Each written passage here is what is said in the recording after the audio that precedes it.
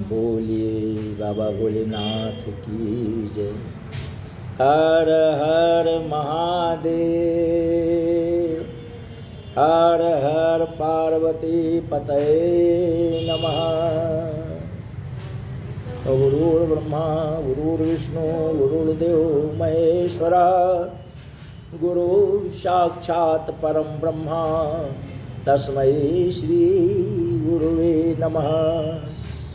शान्ताकारं भुजगशयनं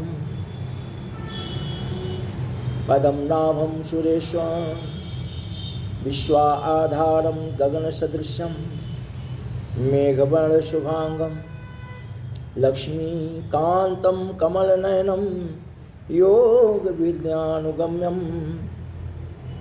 वन्दे विष्णुं भवभयहरं सर्वलोकैकनाथं। बोलिए विष्णु भगवान की जय।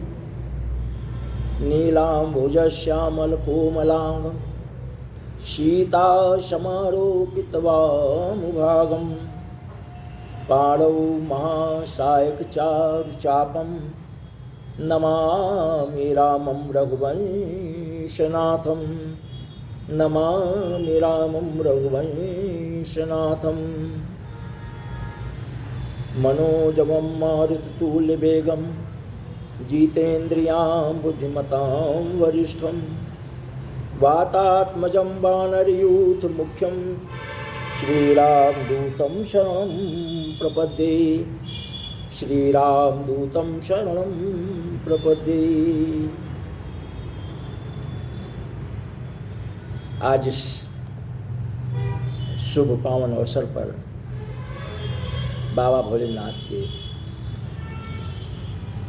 अमृतमयी शुभ विवाह की कथा का हम सब रसास्वादन करेंगे और ठाकुर जी की कृपा कथा को श्रवण करने के लिए उन पर होती है।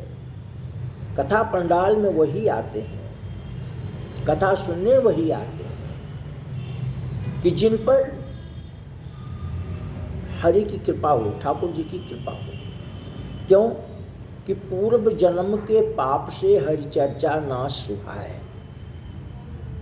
अर्थात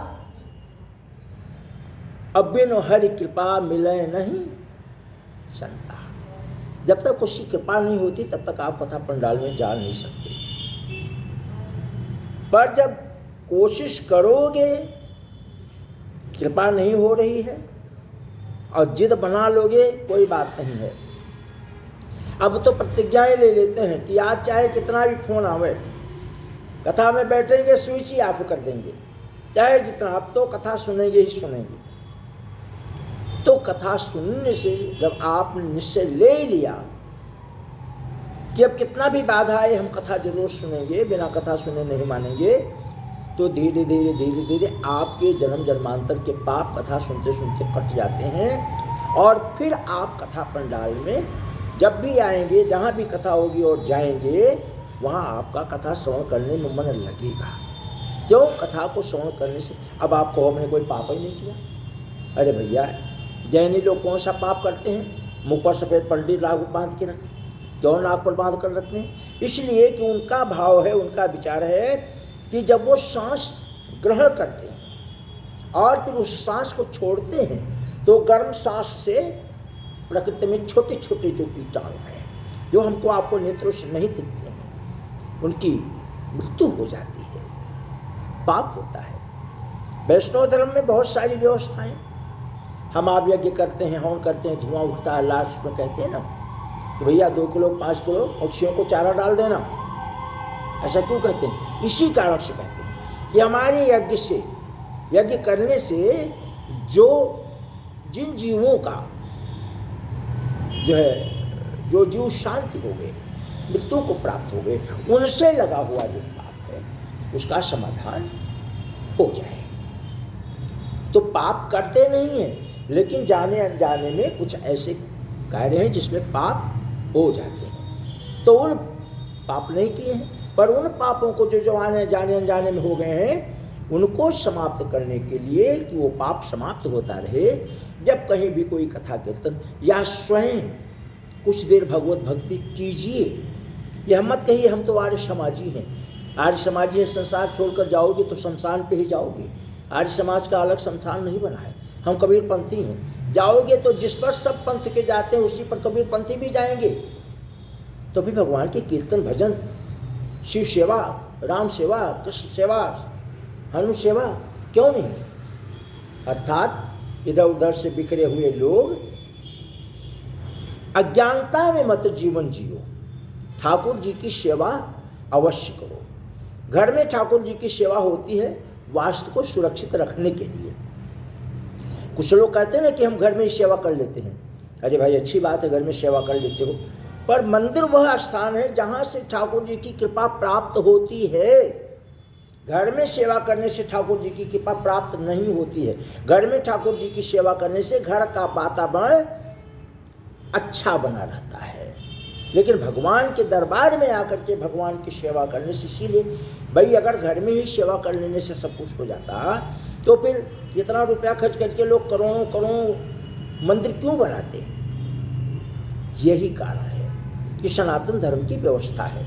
इसलिए मंदिर में हम सबको जरूर जाना चाहिए और वहाँ जाकर के सूखे हाथ नहीं जाना चाहिए। बेटी के यहाँ, भगवान के यहाँ, बड़े अफसर के यहाँ कुछ लेकर जाना चाहिए, राजा के यहाँ कुछ लेकर जाना चाहिए। तमाम लोग लोटा लेकर के दौड़े दौड़े चले आए, शिव जी को एक लोटा जल चढ़ा दिया और भागे। तो विचार करना चाहिए कि जब वो चलकर आए तो उनके पाँव से आई हुई धूल मंदिर में आई और फिर पंडित जी ने उस मंदिर की साफ सफाई किया तो पंडित जी के ऋणी हो गए ना। तो अर्थात आप यदि कुछ मंदिर में सेवा करके नहीं गए तो आप पंडित जी के ऋणी हो गए। जो मंदिर में पुजारी है, जो सेवक, उसके आप ऋणी हो गए।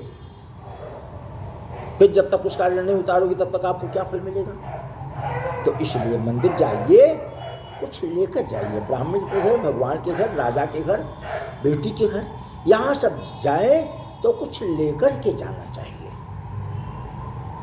अब तो प्रथा बदल गई, बहुत लोग बेटी के यहाँ ही खा खा करके मोटे होते जा रहे हैं, जबकि बेटी की शादी करने के बाद अब कहना एक मजबूरी है, कह करके कुछ भी जब नहीं हो रहा कह करके कुछ भी कर लो, है ना। लेकिन शास्त्र नीति यही है कि बेटी के दरवाजे पर कभी नहीं जाना चाहिए। चलिए, अब कथा का समय है। ज्ञान तो सभी लोग जानते ही हैं, पर मैंने कथा के प्रसंग में इसलिए कह दिया कि थोड़ा सा कह देना चाहिए। तो शिव जी मैया सती ने जो है अग्नि में प्रवेश किया और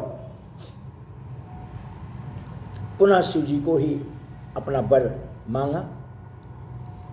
आज समय आया राजा हिमांचल के घर मैया पार्वती के नाम से जन्म ले और घोर तपस्या करने लगी शिव जी को प्राप्त करने के लिए। कछ दिन भोजन वारी बतासा, कछ दिन करत रहत उपवासा। घोर तपस्या, और उस तपस्या से प्रसन्न समस्त देवगण विचार करने लगे कि मुझे भी अब देवी जी के साथ सहयोग करना चाहिए ताकि जल्दी शिव जी का और पार्वती मैया का पाणिग्रह संस्कार हो जाए। तो सारे देवता बाबा भोलेनाथ के यहाँ उपस्थित हुए। सब सुर विष्णु बिरंची समेता, ब्रह्मा जी लेकर के समस्त देवताओं को, सप्त ऋषियों को विष्णु जी के पास उपस्थित हुए और विष्णु जी के सामने प्रसंग रखा गया। तो विष्णु जी ने कहा, भाई चलिए, गए जहाँ शिव कृपा निकेता। कहाँ चलिए? कैलाश पर्वत। कहाँ? जहाँ बाबा का धाम है, बाबा का स्थान है, वहाँ चलना चाहिए।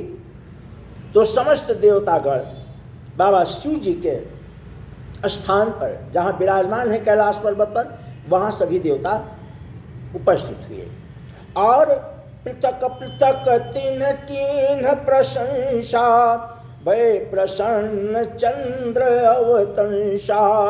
बोले कृपा सिंधु भृखु केतु, कहु अमर आए के ही हेतु।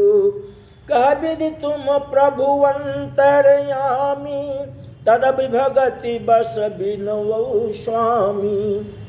सारे देवताओं ने अपने अपने भाव के अनुसार, अपने अपने विचार के अनुसार, अपने अपने बुद्धि के अनुसार जाकर के बाबा भोलेनाथ से विनय किया, प्रार्थना किया।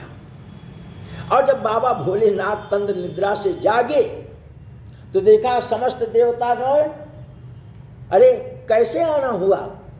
तब देवता लोग क्या कहें, देवता लोगों ने कहा प्रभु बस कुछ नहीं, बस आपकी भक्ति, और किसी कारण से नहीं आए हैं, आपकी भक्ति चाहते थे उसी के लिए आ गए।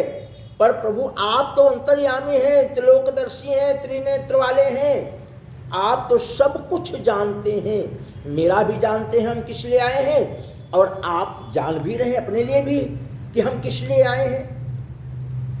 तो प्रभु आपको पूछना क्या और हमें बताना क्या, आप तो त्रिकालदर्शी हैं, अंतर्यामी हैं। तो सकल सुरन के हृदय अस शंकर परम उछाहु, निज नयनन देखा चाहे नाथ तुम्हारे विवाहु।